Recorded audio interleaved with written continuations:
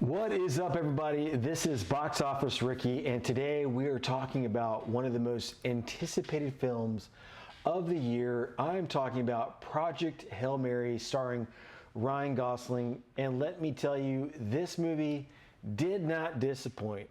But before I get into my thoughts, let's talk about where this whole thing started, because the story behind the story is just as fascinating as the movie itself. So, let's dive into it. Project Hail Mary is based on the 2021 novel of the same name by the author Andy Weir. And now if that name sounds familiar, it should, because Andy Weir is the same author who wrote The Martian. You know, the one that became the 2015 blockbuster with Matt Damon. That's him. Weir is the New York Times bestselling author behind The Martian, Artemis, and Project Hail Mary. The Hollywood Reporter, and those two have made it to the big screen. The book was published on May 4th, 2021, and it debuted at the number 3 on the New York Times bestseller list.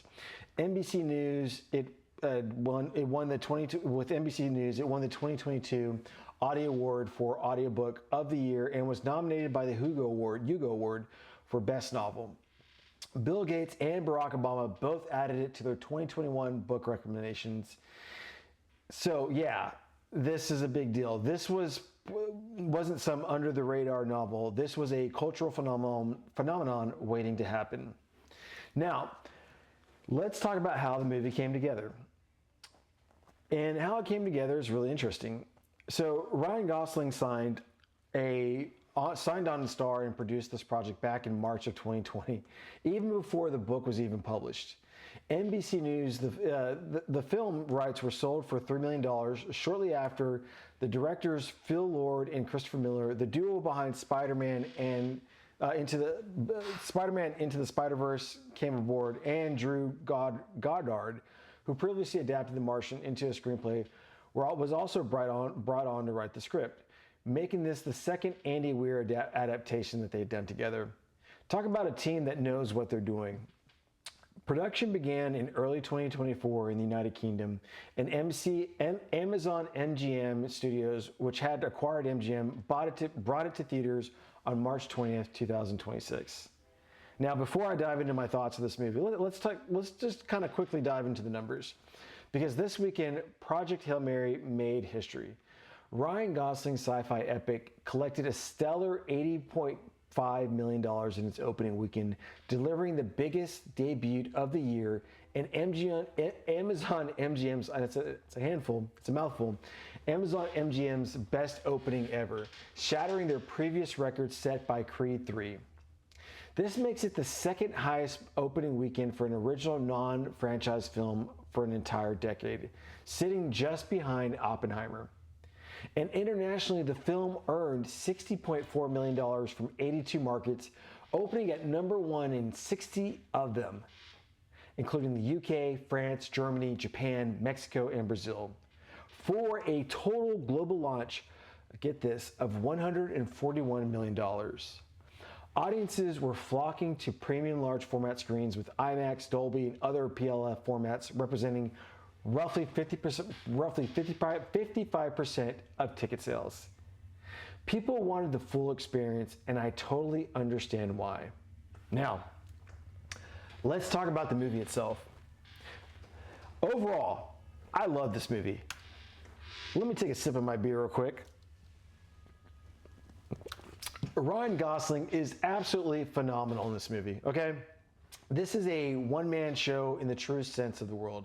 It's very reminiscent of Castaway, one actor carrying an entire film on his back. And Gosling does it with such ease and such charm that you forget you're basically watching a solo performance for a huge portion of the film.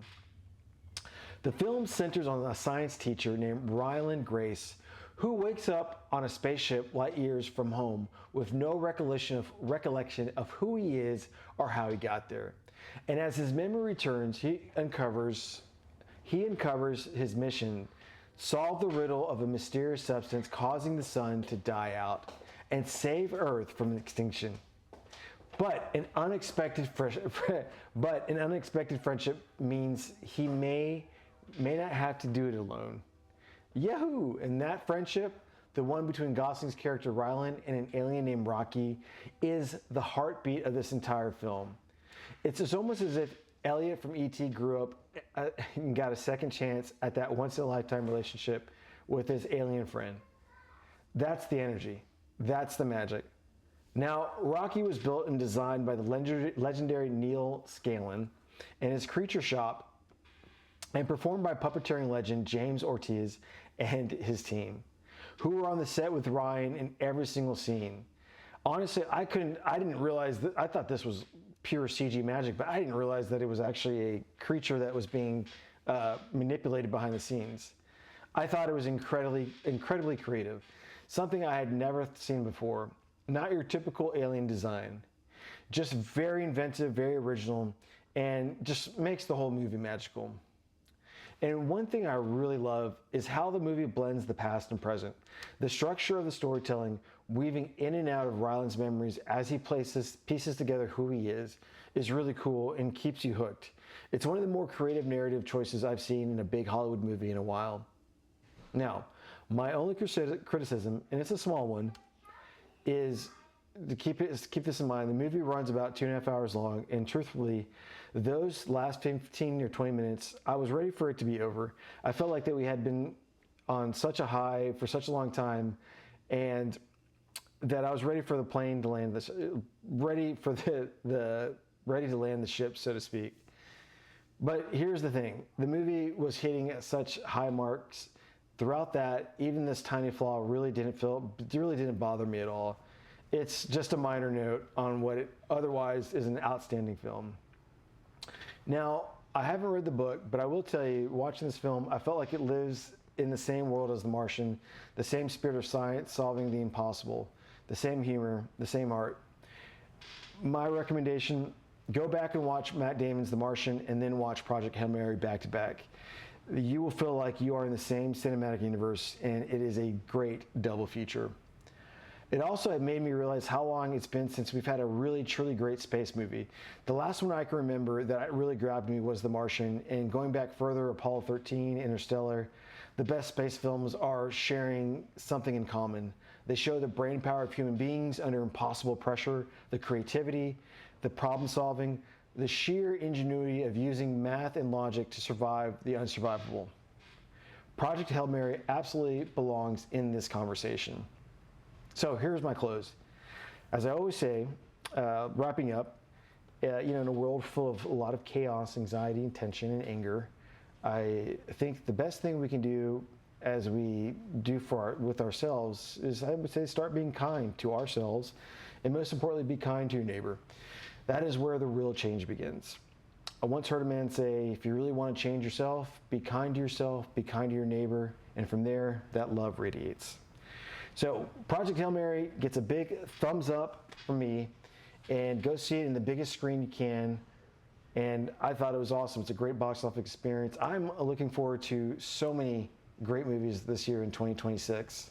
Well, guys, that's me. I appreciate you guys watching, and I will catch up with y'all next time.